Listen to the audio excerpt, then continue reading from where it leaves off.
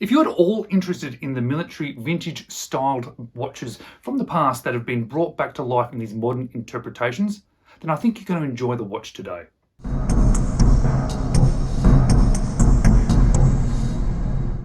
Hello, you're watching James. My name's James, you're watching me, and I'm talking about watches. And today, it's time for the full review of my Praesidus A-11 Tom Rice, a vintage styled military inspired watch that has really caught my attention. It's a watch that I've really been enjoying wearing. It's been really enjoyed being in my collection, and I'm really looking forward to sharing my experiences with you today. And that was being made available to me because Praesidus got in contact and said, hey, check out our watches on our website. If you're interested, we'll send you one of them. After I did look on their website, this is the one that really stood out to me.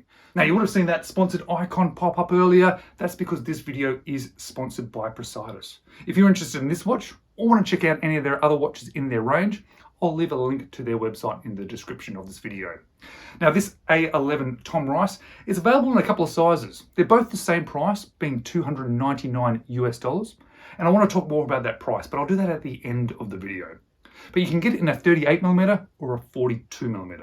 Now, I jumped at the chance to get the 38mm because I think that really suits this style of watch for me with a sort of medium-sized wrist. But if you have a bigger wrist, well, they've got that 42mm option as well.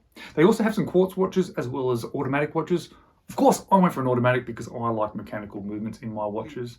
But something that has really stood out to me about this particular watch and this particular company is the links that this watch has to the original watches back in the 40s. Now, there's a lot of companies out there doing inspired watches. There are lots of companies out there producing watches that they're attaching some sort of story or link to. And I understand why they're doing that. Some do it better than others. But Praesidus, they do it really, really well. As I mentioned, this is called the Tom Rice. Tom Rice was a World War II American veteran who stormed Normandy on that fateful day. And he was wearing a watch that looked like this. A much smaller vintage variation of it. Obviously it wasn't vintage back then, and he lost it on the beaches of Normandy. And he sort of linked this particular watch with him and the watch that he was wearing. It looks a lot like it, and they've drawn him into the fold. And I think that's kind of cool. It's not just looking like a watch that came from the 1940s, but they've linked it to a person and a bit of a story, and there's some information on the back of this watch which links it further, which is quite nice. They also give some of their partial proceeds to the vets in the US as well, which I think is quite cool. If they're going to do a military inspired thing, they're going to link a story to it, well, it's nice to give back as well. I do also like some of the details about this watch as well, and I'll show you that in a minute. Not just the watch itself, but also the packaging it comes in. But let me show you what this watch looks like, the packaging that it comes with, and what I really, really have liked about it. Let's have the camera, let's check it out.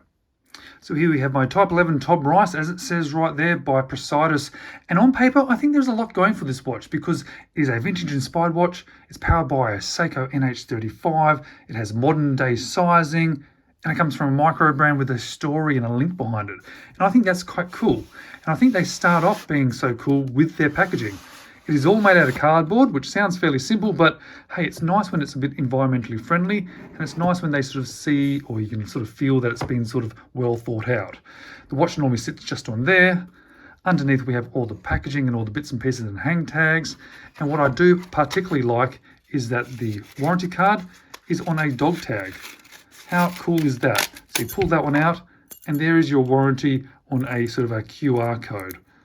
Very cool. I like it. Something a little bit different, something a little bit extra, something beyond you'll get from sort of big name brands or Aliexpress. So here we have the watch, and every time I wear this watch, and I've been wearing this watch way more than I expected to be wearing it. You know, these style of watches I actually quite like and I find them quite fun, but I don't find that they're generally my everyday watch. This one, for some reason, has really stood out to me and something that has been really fun to wear, and I've been really appreciating that. And I think that's because of quite a few things. Partly because of the story behind it, partly because of how well thought out it is, but also some of the details, the look, and also the size of this one. It's really cool. It's quite simple, and that's kind of what you're expecting from this style watch because they're basing it on a very specific watch, which had a relatively simple dial, but they certainly have created something that's much more modern in regards to the movement, size, and finishing, which is really, really special. So talking about sort of simplicity, when we look at that dial, we have a matte black dial. Nothing is applied, everything is printed. 60, 10, 20, 30, 40, 50, and those little white minute markers are all in white. big yellow dots at the hours, the numerals obviously there, 1 to 12, all printed on, but being slightly different colours. They're like almost like a light green, a yellow and a white mixed up a bit, which is quite nice. Those hands, I think they are super cool. They're almost like a bead blasted, or they're sort of painted in this silver colour, which gives it a really interesting sort of look. And they're also Lume filled as well. Nice and long all the way out to the minute track, nice and long out to the hour track, and I love how that second pushes all the way out with a little bit of a counterbalance. Really cool. And let's look at the lume of this one, because the lume on this is actually really nice, and I've been sort of hitting it with the UV torch whilst I've been walking around my house just to see this watch glow, because it is really cool. It's covered by a piece of double dome sapphire crystal, which really adds something special to it, having that slightly vintage style of sort of shape of that crystal, which is really cool, but also really brings into the modern sort of age with the look and feel of it. And it does really feel very nice, even when you touch this one. And that blends down really nice into this sort of bead blasted bezel there, but then it transitioned into a high polish on the tops of those lugs. And that's only a small thing, but it's amazing how much of a difference that has made to me, because a lot of the watches in this sort of style tend to be all bead blasted or all brushed, and it feels a little bit same. Having just little touches like that really lift it for me. Then when you turn it over and see the edge of that crown, that's also polished. So you get a little bit of polish, a little bit of polish. Very nice. Very simple. Doesn't take much to please me sometimes, but it has pleased me. Also the case shape. Check out that shape. It's got a really lovely curves to it. It's really nice. Also that bead blasted. It is jeweled lugs there, so you can swap it out, even though the strap which comes with it does have quick release spring bars. On the back, we've got a whole heap of nice information saying Praesidus, telling you that's the Tom Rice, 101st Airborne Division, June 6, 1944, the lost watch of D-Day. So that relates to the story of Tom Rice and the sort of idea behind this watch. But compared to that watch, it is modern day sort of sizes. You can get this one in a 38 or a 42. I prefer the 38, suits my sort of size wrist a bit better, I think, especially this sort of style. So we do have a 38mm case diameter. The thickness is 12.9mm. Lug to lug 45.2. Lug width is 20mm. And the weight on this nylon strap that this one was supplied on is 62 grams. It comes with a non-screw down crown, so it's just a push-pull crown, giving it 50 meters of water resistance. But it does have a Seiko NH35, so we do have hand winding. Unfortunately, that does mean we do have a ghost position, but when we pull it all the way out, we also have hacking. Now, I've seen lots of Seiko NH35s on the time grapher, but I do find it interesting to see each one just to get a bit more of a feel of which ones do what and sort of the differences between the two. So let's stick this one on the time grapher and see how it's performing. So this one's performing okay, perhaps not brilliant, but okay. As you'd expect, 21,600 vibrations per hour. Beat error is a little bit higher than I would like. That's probably approaching the maximum I like. It's still within okay tolerances, but a bit more than I like. Amplitude's okay, and running about plus 10 to plus 15 seconds a day. Within the specs of a Seiko NH35, but probably not as close to sort of what I would hope from it. Nothing to do with this brand whatsoever. It is a Seiko movement, so you sort of get what you get when you sort of order these aftermarket movements. But realistically, day to day on wrist, these figures are perfectly satisfactory, and I have been enjoying this movement in this watch. Now you can buy this one on a couple of different strap options. There's this nylon, I think there's a canvas and a leather option. This nylon is nice and soft. It is very sort of easy to wear, but it's probably not my style, hence why I probably haven't been wearing it much on this one. But if you do particularly like this sort of nylon styles, what I can say is that it is made very well. It has reinforced holes. The stitching is nice. It's really soft, very supple. Certainly conforms to wrist perfectly, and there's absolutely no wearing time required. Nice, simple hardware, unbranded, perfectly acceptable, perfectly nice, just probably not my style, hence why I haven't been wearing it on this one. But let me show you on wrist with this nylon strap, and then I'll show you with what I've been wearing it on. So super comfortable with this nylon strap. It's probably just what sort of the feel, I guess, because it is so soft. Maybe it's almost too soft for me. But what I can say is that the watch sits beautifully on wrist. It's a really fun watch to wear, a nice watch to wear, and sort of like a everyday watch. I've been wearing this one day to day. I've been wearing this one on when I've been out hiking. It's just a watch that seems to be easy to grab out of the collection and stick on wrist and just enjoy wearing. But as I said, I haven't been wearing it on this strap. Let me show you the one that I've been wearing it on. I've been wearing this sort of khaki coloured sort of canvas strap, and I think it looks awesome. So this is the one that I've been wearing it on. So if you're going to pick one, well, make sure you just pick the right strap, obviously, just like you would with any watch. But yeah, I think it looks fantastic. And because it's got quick release spring bars as well, a really quick, easy way to change out to other straps for it. So what do I like about this one? What don't I like? And what would I change? Well, I have to say it's the look and the feel on wrist that I really like. It's just such an easy watch to wear and a fun watch to wear. Very legible, Lume's really good. I like the differences in that polishing. It's just those small little touches about it.